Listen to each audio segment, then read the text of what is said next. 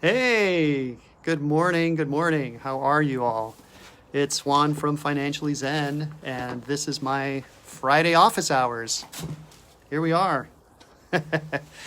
Hope everybody's doing great on this Friday morning. And so, office hours are just my opportunity to answer some questions about money, about finance, anything that's on your mind. And so, today we're going to talk about a few topics.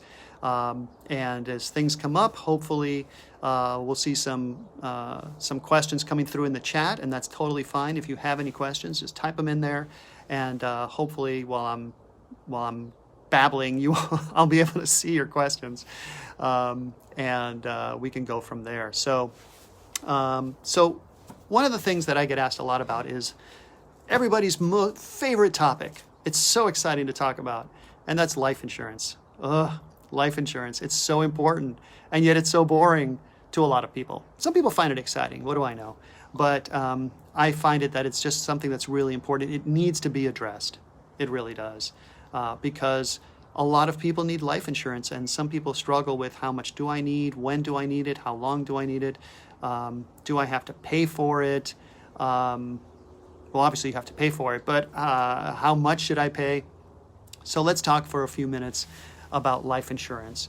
The main function of life insurance, and this is really the key, and this is where I think you get some clarity when it comes to life insurance. The main purpose of life insurance is to protect against the death of someone who's earning an income and someone else is relying on that income. So it's the unexpected early passing away of someone. So you want to protect that income stream. And so the life insurance proceeds would go to a beneficiary that relies on the deceased person's income stream. So that's really the main purpose of life insurance, and that's why most people should have life insurance. So when do you need it? So then knowing that, if that's the foundation, so then the next question is, when do you need it? Well, you need it when there's someone in your life, if you're earning the income, when there's someone in your life that's relying on that income. And so when you get married, or if you're in a long-term relationship with someone, even if you're not married, and that other partner is relying on your income, you should consider getting life insurance. Or when you start having children, that is definitely a time when you really need to get some life insurance in place. So those are the two main, I would say, milestones, main life events that would require the purchase of life insurance. So some people also use life insurance in estate planning, and so those would be people with estates where there needs to be some life insurance in place for paying estate tax. But that's really not what we're going to talk about today. We're going to stick to really sort of the more tried and true purpose of life insurance, which is to protect against income being lost because someone has passed away. So the next question is, well, how much life insurance should I get? And that is really a function of a lot of different factors. It's not kind of an easy calculation. A good life insurance agent will help you calculate kind of what is the right number. It's usually a multiple of your income. So you want to have enough life insurance so that not only is the income replaced, you can't have just like 1 year's of income and that's your life insurance benefit, because that can get spent pretty quickly. You want to have a multiple of your income so that it can get invested, and then that investment can kick off the income that was lost, and for as long enough time as needed. So that's the other kind of variable in this whole process. There's a lot of variables when it comes to life insurance, which is why a lot of people probably find it not so interesting. Plus, who wants to talk about their own mortality, right? But again, it's very important, so that's why we do it. So it's a multiple of your income, and if you have some major debts like a mortgage, or if you have children that are going to be going to college, those lump sums could get factored into the analysis of how much life insurance someone needs. So there's not one answer I can give that's like, here's the answer for how much life insurance you need. It really needs to go through a process of an analysis. It's called a capital needs analysis. And through that process, you arrive at a number of, this is what the death benefit should be for my life insurance policy. So once you've gone through that process, You've determined that you need it.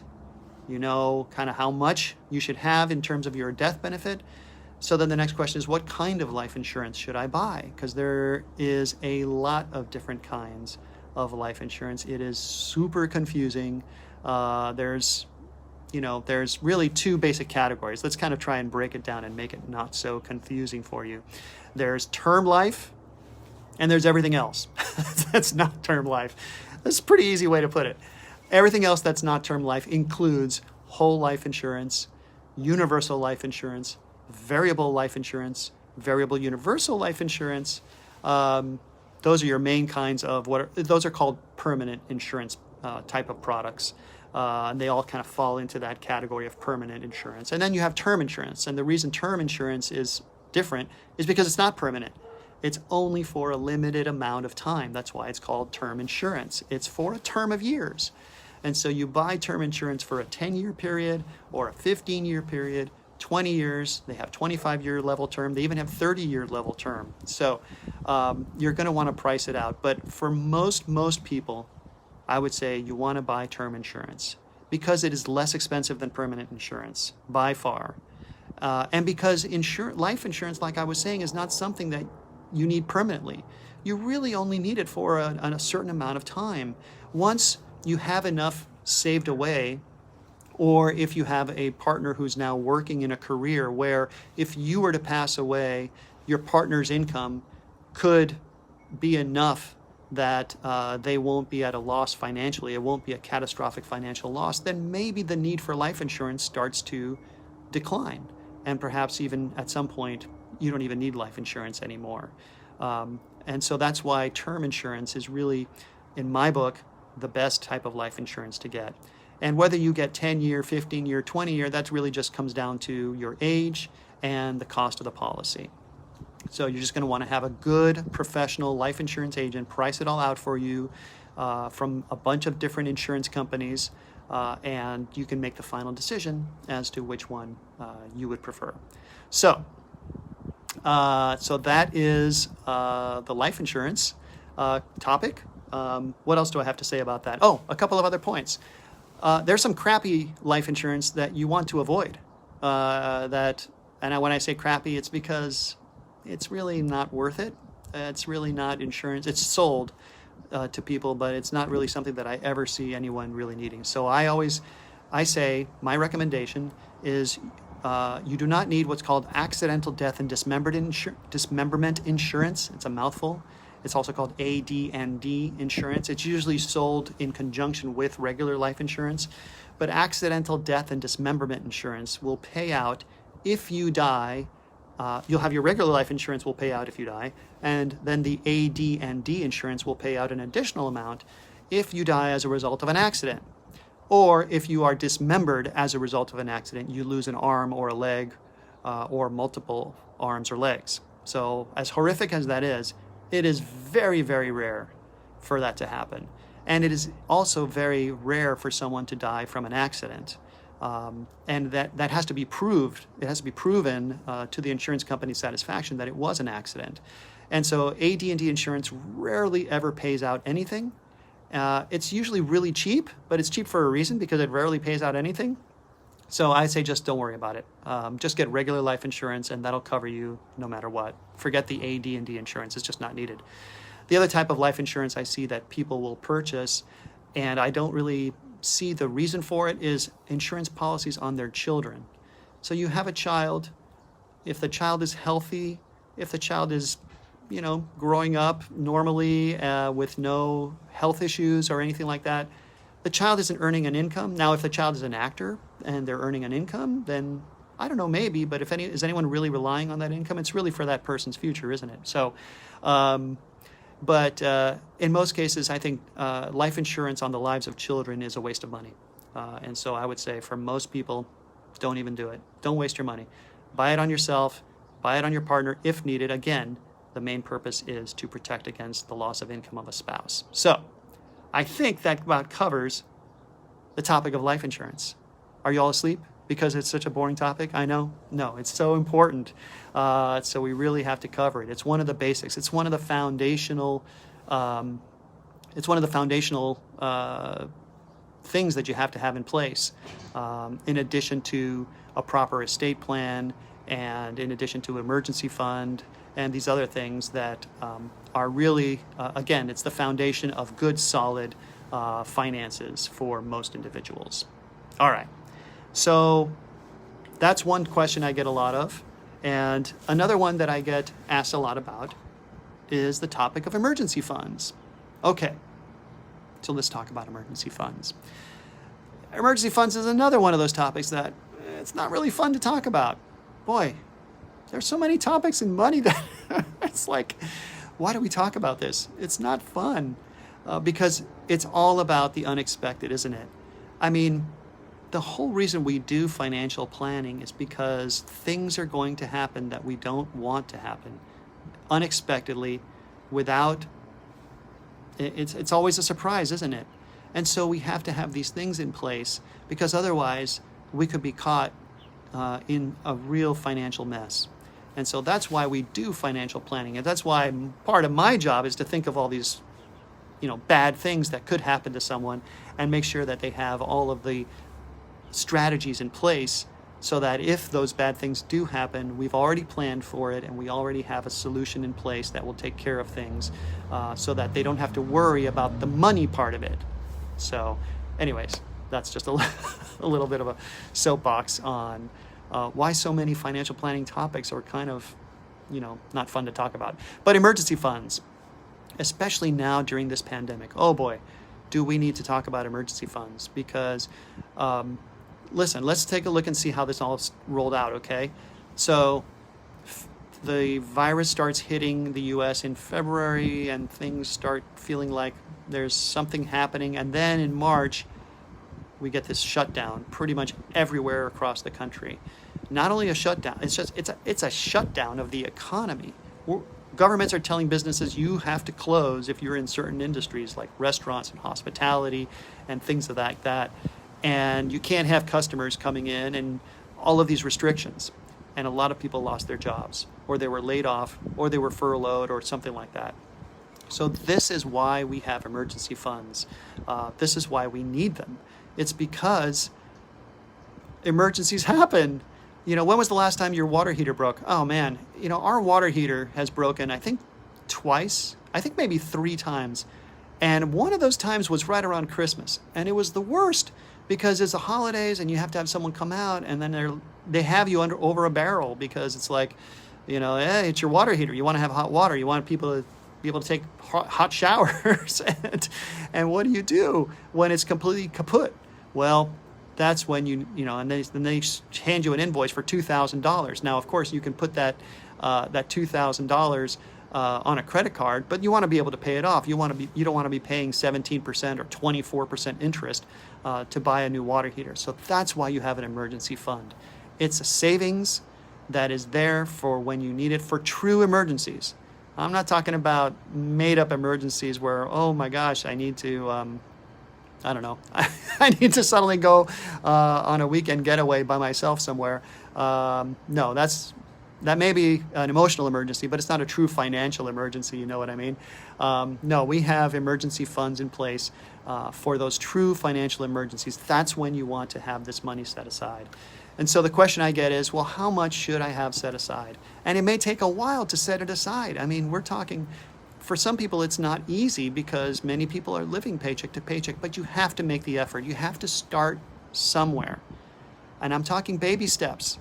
Okay, put a savings goal of, if you have no emergency savings in place, put $500 away, and that's your target. And maybe you do $100 a month for 5 months, and then you suddenly have $500. Oh my gosh, that's going to feel so good.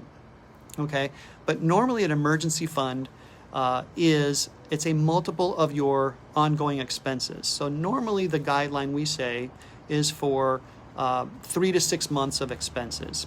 If you're single and you're working, 3 months of expenses is probably okay.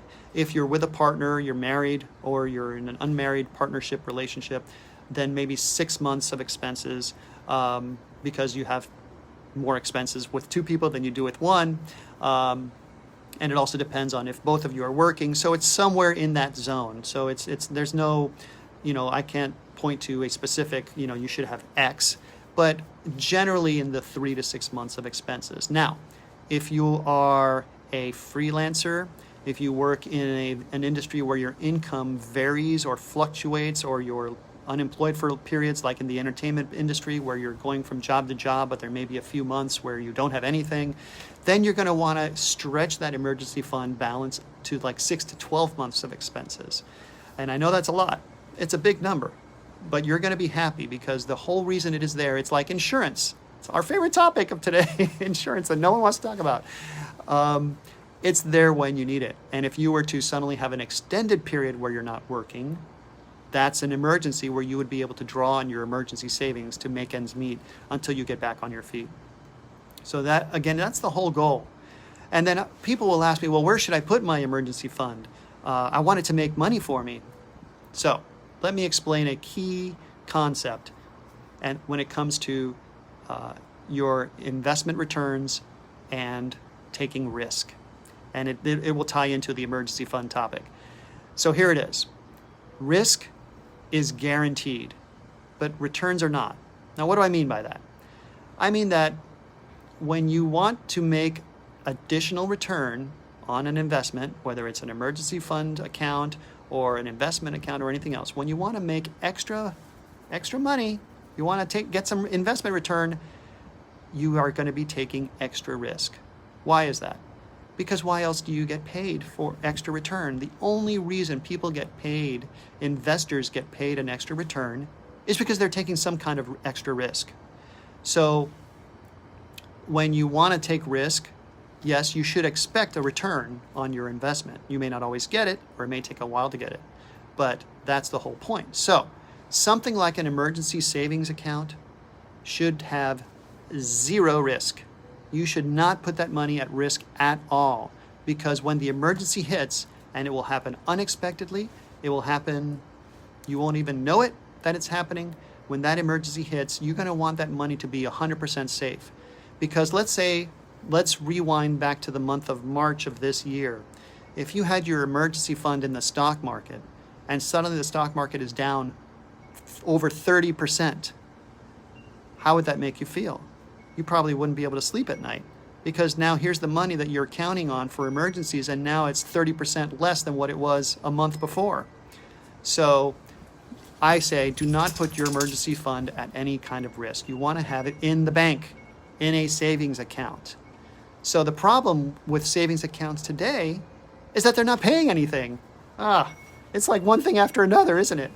Yes, it's true. Savings accounts just are not paying very much. But that's okay, because you're not taking any risk putting your money in a savings account. It's perfectly safe. It's insured by the Federal Deposit Insurance Corporation, FDIC insurance. So even if the bank were to go under, you've got that FDIC insurance protection up to certain limits. Okay, so all of which is to say, the best place for your emergency fund is in a savings account. The best savings accounts are going to be online savings accounts. Those are going to yield more of an interest rate for you than a bricks and mortar bank, like one of the big banks. I'm going to not name them, but we're talking B of A, Chase. Oh, I just named them. Okay. Those kinds of banks, Wells Fargo, their savings accounts are going to pay close to zero. And for some people, that's okay, but I don't like to earn close to zero when I know that there are savings accounts that are paying 1% in that 1% zone. The reason that savings accounts are paying so little is because interest rates overall are at an all-time low right now. The Federal Reserve, in case you haven't heard, they only have the power right now, at least, to control short-term interest rates. And bank savings accounts are based on short-term interest rates. And so right now the Federal Reserve has set their interest rate, which is the ones that they charge member banks, to zero, basically, which means that banks are paying depositors like you and me close to zero on our savings accounts. So you want to look for an online savings account. The really good ones, if you go to the website bankrate.com, BANKRATE, bankrate.com, they will always list the current savings accounts interest rates for high yield savings accounts at banks. You want to make sure it's a bank or a credit union, but that's where you're going to get the best interest rate, and where it's also going to be free of any risk you don't want to put your emergency savings fund at any risk in the stock market. Please avoid that. I understand it's not fun to have $15,000 or $20,000 sitting there earning, 1% per year when it could be earning 6% in the market. Yeah, it could be earning 6% in the market, and it could lose 30% in 1 month, like happened this year. So your investment accounts that are in the stock market should be long-term money. Your emergency fund is short-term money, and it should be in a type of an investment, not an investment, a financial instrument that is appropriate for short-term money, and that's a bank savings account. So go for the high-yield online savings accounts. Banks like Synchrony Bank, CIT, American Express has a high-yield savings account. Marcus by Goldman Sachs is another good one. Ally Bank is another good one. So those are all, they compete with each other. And so if you check them all out, they'll all be kind of jockeying for having the best. Capital One has a good high-yield savings account. So they're all going to be jockeying for the best online savings rate. So just pick one. Don't worry if it goes down and then next month the other one is higher. Just pick one, stick with it. Pick one that has the features you want. They will all link to if you have a bricks and mortar checking account like at Chase or Wells Fargo, they will all link to that account. So you'll have your checking account where you want it and where you've always had it, but then you'll have your emergency fund in an online savings account, and you can move the money back and forth very, very easily. So the technology is pretty great. So that's my spiel on emergency funds. 3 to 6 months of expenses for most people. 6 to 12 months of expenses for freelancers, the self-employed, and that kind of a income where it's a little more variable, a little bit more unstable, and have it in an online savings account that yields more than your regular run-of-the-mill banks do. Okay, so let's see. We've talked about a lot in my office hours today. We've talked about life insurance. We've talked about emergency funds. What else do you want to talk about? Shoot me a direct message on Facebook or direct message me on Instagram. Let me know what financial topics are of interest to you. And remember, Financially Zen is not just about this consumer education piece, but it's also about mindfulness. It's about your thoughts and maintaining positive thoughts, maintaining thoughts of abundance, maintaining thoughts of prosperity. I know things are crazy right now, and I thought they'd be over by now, but I was really wrong about it. I'm actually not very good at predicting the future. If I was, I probably would be doing something else, like laying on a beach somewhere, if I'm allowed to travel to a beach somewhere. But anyway, I thought we'd be past this by now, but it looks like it's going to be with us for a bit. Now, there is hope. There are vaccines that are in phase 3 trials, but it's still going to take some time. So as we continue living in this very unusual situation of a pandemic, you need to stay positive. It's more important than ever to stay positive and focus on the fact that we live in an abundant world, and that abundance is available to you, but you have to make sure that your thoughts are in alignment with that. If you're thinking to yourself, I don't have enough, I can't afford, ... fill in the blank, well, then that's kind of going to be your reality. And that's not what I want for you, and I know that's not what you want for yourself. So focus on abundance, practice gratitude, practice things like daily meditation. All of these mindfulness practices are going to help you to maintain a positive mindset. And if you maintain a positive mindset when it comes to your money, your reality will also manifest itself in a positive way. So that's what we're all about here at Financially Zen. If you haven't signed up for my email list, you can do it right on my Facebook page. There's an email sign-up link there, and you can just enter your email address. I don't send a lot of emails. I really don't want to bug people too much, but I've got some interesting projects that are in the works that you're going to want to know about. So feel free to get on there and sign up. You can also sign up on my website, which is financially-zen.com. There's an email sign-up form there as well. I'd love to be able to communicate with you and share with you more about what's happening at Financially Zen, and for you to tell me more about what's going on in your financial world, both whether it's the practical stuff or whether it's the mindful stuff.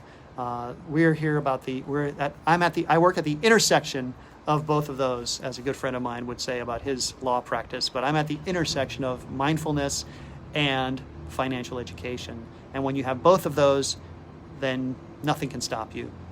Things are going to go real well. So I want to thank you for joining me this morning on my office hours. Let me know if you'd like me to keep doing this. I'll just keep changing up my content to meet your needs and whatever it is that you need from me.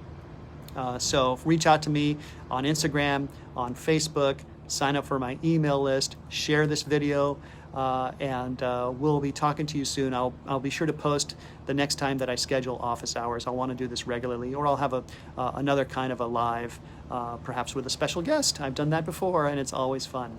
So thanks again. Have a great weekend.